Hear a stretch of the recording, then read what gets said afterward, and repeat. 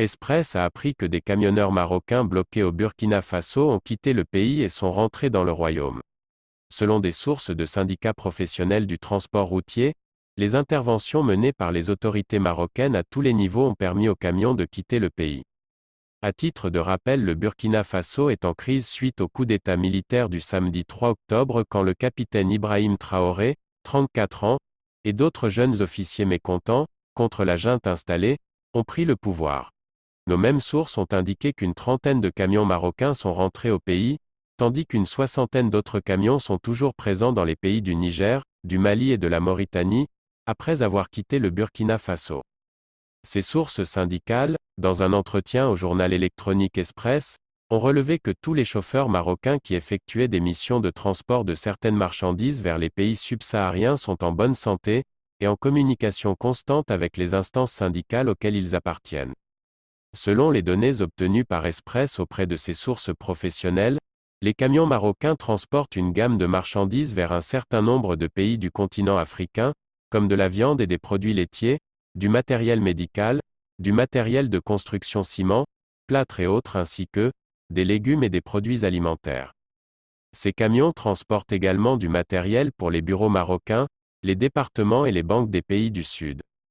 Ce sont, environ 80 camions qui quittent quotidiennement et régulièrement le poste frontière de Guerguera pour transporter des marchandises de toutes sortes vers l'Afrique profonde. Dès le coup de force des putschistes, l'ambassade du Royaume du Maroc au Burkina Faso a annoncé, plus tôt, la création d'une cellule de suivi de la situation actuelle, appelant les membres de la communauté marocaine sur place à rester chez eux et à faire preuve de vigilance et de prudence, soulignant qu'elle suit de près l'actualité du pays depuis vendredi.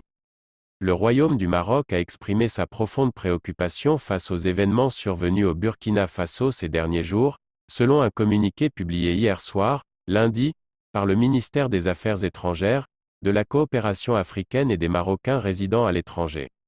Le document ajoutait que le Maroc appelle toutes les parties à faire preuve de retenue, à privilégier l'intérêt national suprême et à œuvrer pour la sécurité et la tranquillité du peuple burkinabé. En effet, la colère d'une population éreintée par les violences djihadistes au nord et à l'est du pays, 2000 morts, 10% de la population déplacée, est telle qu'une partie du peuple s'est agrégée à la lutte que les militaires se livrent. Aussi, l'inquiétude est telle que l'on craint que la situation ne puisse dégénérer en pillage de biens, voire de violence et les premiers ciblés au Burkina Faso sont les 3000 Français qui résident à Ouagadougou.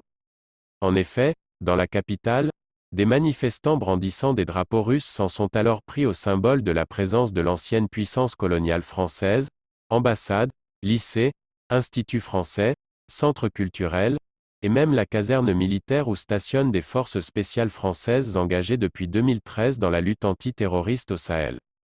Inutile de rajouter que la Russie souffle sur les braises des ressentiments anti-français en Afrique subsaharienne, par le biais des réseaux sociaux et de bataillons d'activistes, qui, au Burkina Faso comme au Mali voisin, couvent et pondent à se multiplier à tire-larigot.